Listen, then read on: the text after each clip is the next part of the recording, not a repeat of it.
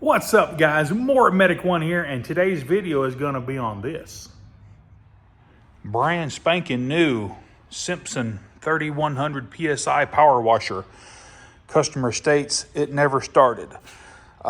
He bought it from Lowe's or one of these box stores, and the story that I got was that he only paid like 50 bucks for it because it wouldn't start. So it's definitely going to be worth putting maybe a couple bucks in. First thing, obviously, just check and see if it's got oil in it.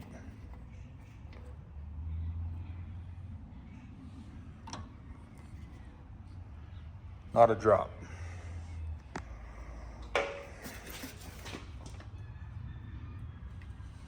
Nope, never a drop. I mean, it even states it right there on the warning. This engine is shipped without oil. I mean, wouldn't that be something if all I have to do is put oil in this thing and it fires up?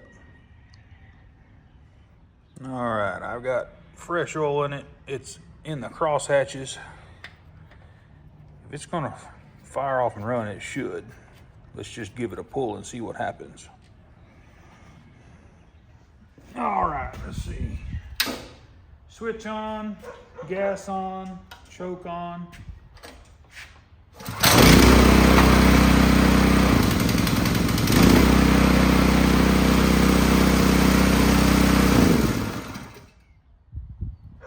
I don't want to run it very long without the pump without water.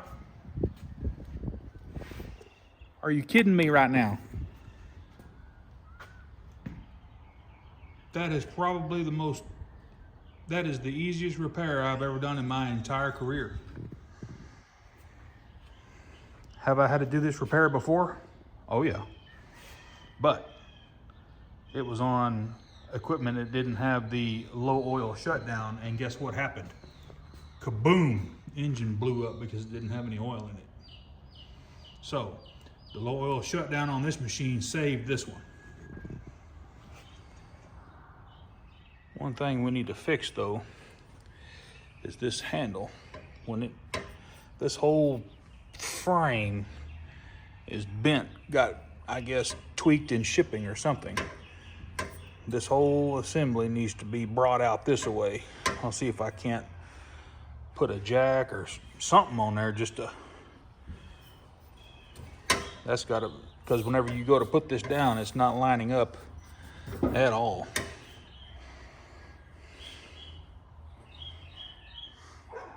You can tell it's missing all the hose sprayer nozzles, and it's missing the hose and the sprayer or the wand. But other than that, it seems to be in good shape.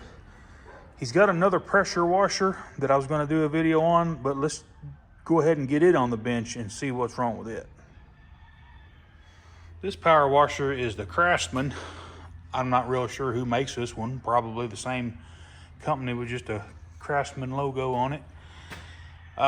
The complaint on this is that it's super hard to start, and when you do get it started, the pump surges in and out and loses pressure. And the first thing I noticed was that there is no hose washer in here. If there's no hose washer right here, it's gonna suck air right here like a you know what. So I'm gonna get the engine going, and we'll get a new hose washer on there and get this thing hooked up to water hose pressure, and we'll see how it turns out. As you can tell, this one has a throttle cable that goes to it, but if you look down here on the pump, and it may be on the other side, right here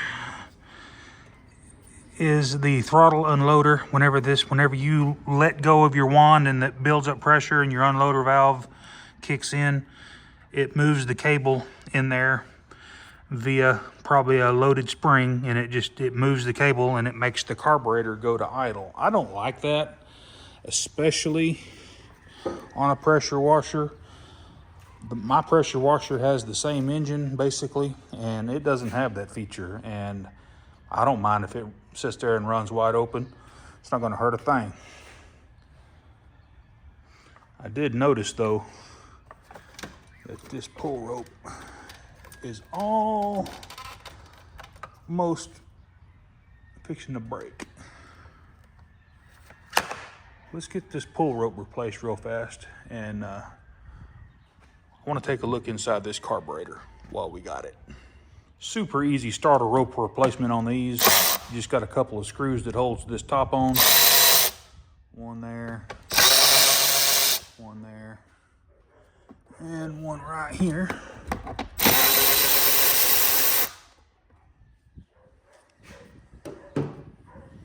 Alrighty, so pretty straightforward. Let's just go ahead and pull this rope all the way out as far as you can.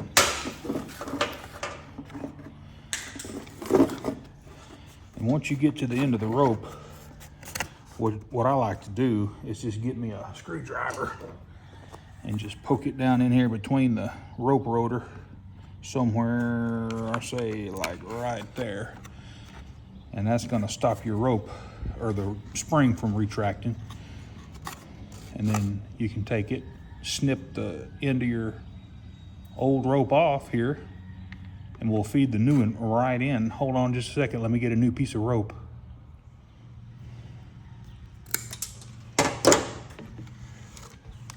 Now your rope is out. We'll get about I'm gonna measure it fingertip to fingertip. It's about 6 feet long-ish. Super easy. Sometimes you may have to burn the end of your rope, but I think we can get it. Just feed it right through here. And right back through your rope rotor. And you may have to go through the rope rotor first, sometimes.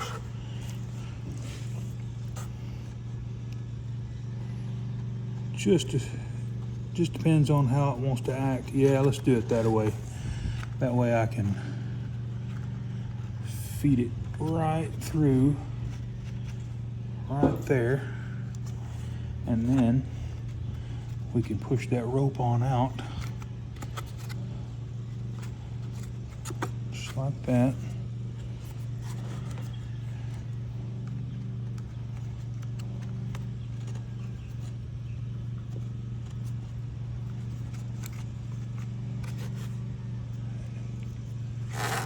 Boom. Go ahead and pull it all the way through, and we're going to tie a figure 8 knot right here.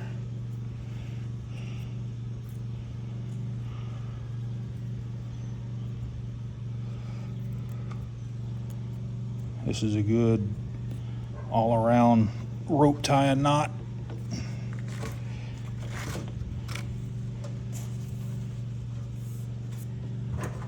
Now we need to get the old rope out of here, and it should just push out. May have to get you a pair of needle nose to dig it out in there.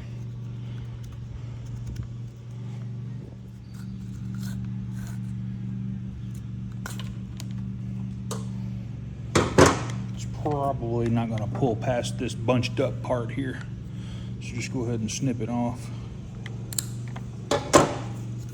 Pull your rope out, and then feed the new piece right in.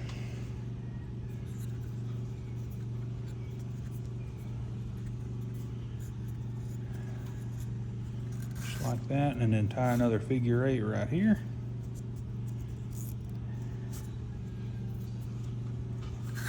Let it suck up. Pull your screwdriver out of your rope rotor. Boom. Make sure it works. That's how you do a starter repair. All right, let's look inside this carburetor.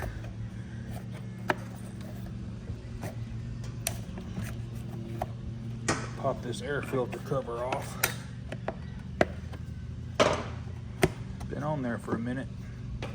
Ooh, that air filter is filthy. I'm talking filthy.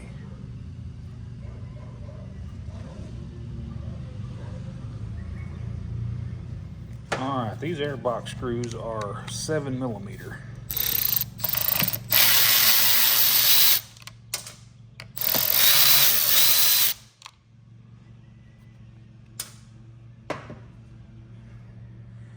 And we have one hidden 8mm right here.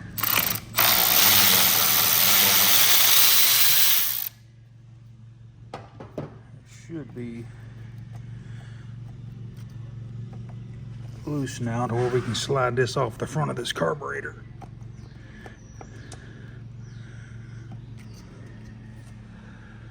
It's actually missing one of the hold down screws right here. Let's just slide this off, get it up out of the way.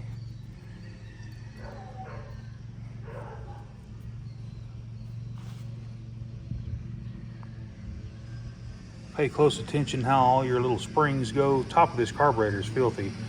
Your little spring goes here, your main choke pull-off spring goes there, and then your governor spring goes here to this little tab. So just keep in mind and take a picture of that so you know where everything goes. This thing is a linkage nightmare. A lot of mechanics say they don't like these plastic carburetors, but I don't think they're that bad. All you have to do is pull it away from the O-ring here, and then you're gonna slide it out a little bit. You're gonna twist it, and you're just gonna unhook these two rods right here.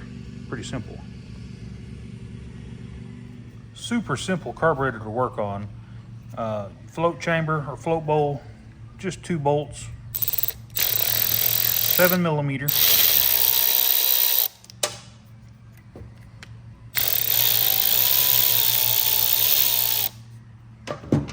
What I want to show you in here is what normally gets clogged up, and these do get stuck in there pretty good.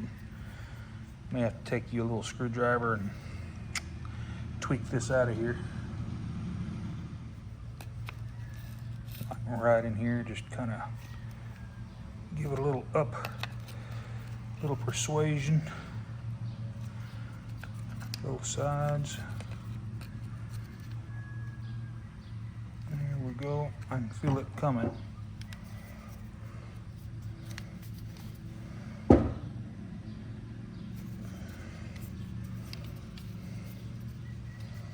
Come on, dude.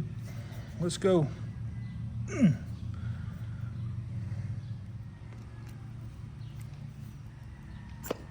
There we go.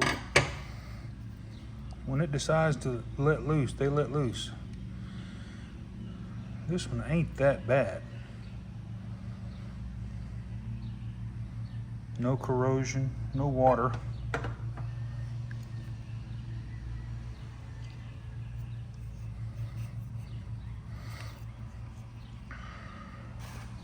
But we need to make sure that this little transfer tube right here is clean, and here is your main jet that's going to get clogged up.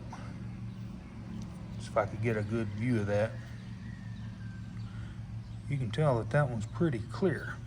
What I like to do is just shoot some carb spray right in here and just make sure that the main jet is unclogged. But first, let's try to, I want to pull this emulsion tube slash transfer tube out of here. Gingerly wiggle this out. There we go. And you want to make sure that that jet right there is clean, and it looks like it is. You want to make sure your O-rings are good and everything is clean. Put it back together just like you took it apart. I'll blow all this out here in just a second.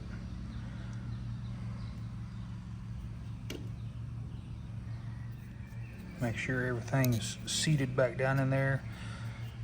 You want to make sure it's flush. That looks pretty good. Now when you go back on your bowl, you got this little raised spot here. It needs to go right over here, just like this.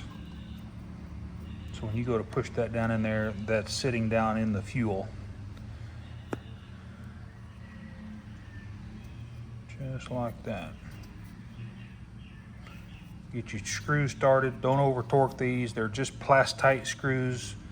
They don't need to be 1,000,000 foot-pounds. Just get them finger tight and then just give them a 1/8 of a turn. Alrighty guys, I'm gonna go ahead and put this air cleaner box back on. Got all the linkage hooked back up like it's supposed to go.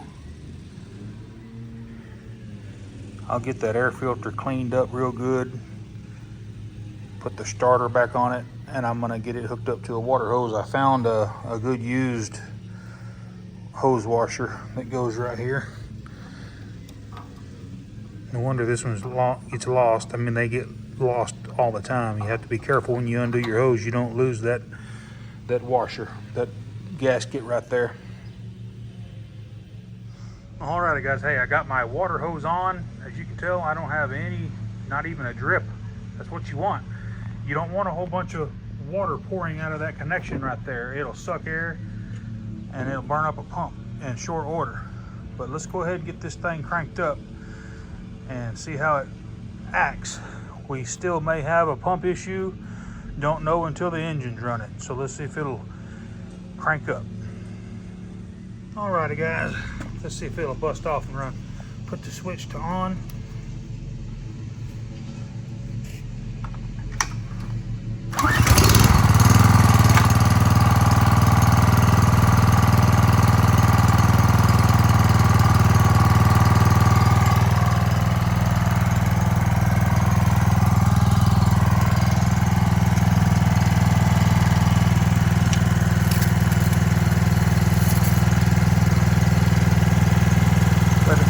Pressure.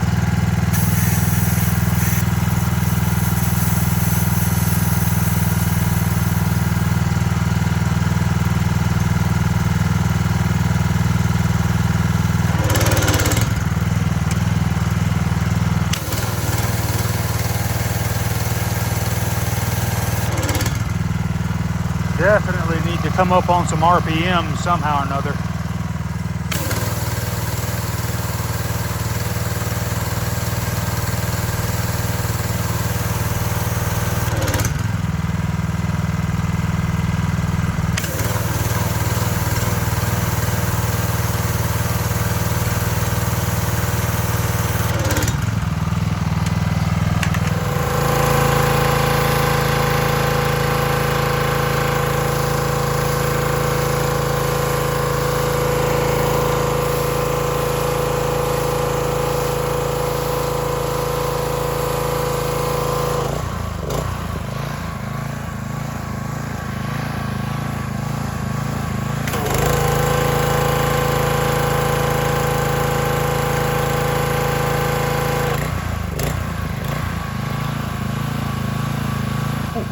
Alrighty, hey, we got those power washers going one more time.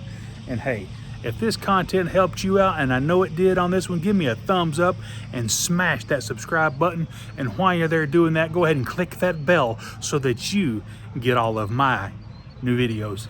Y'all have a good rest of your week. More Medic One.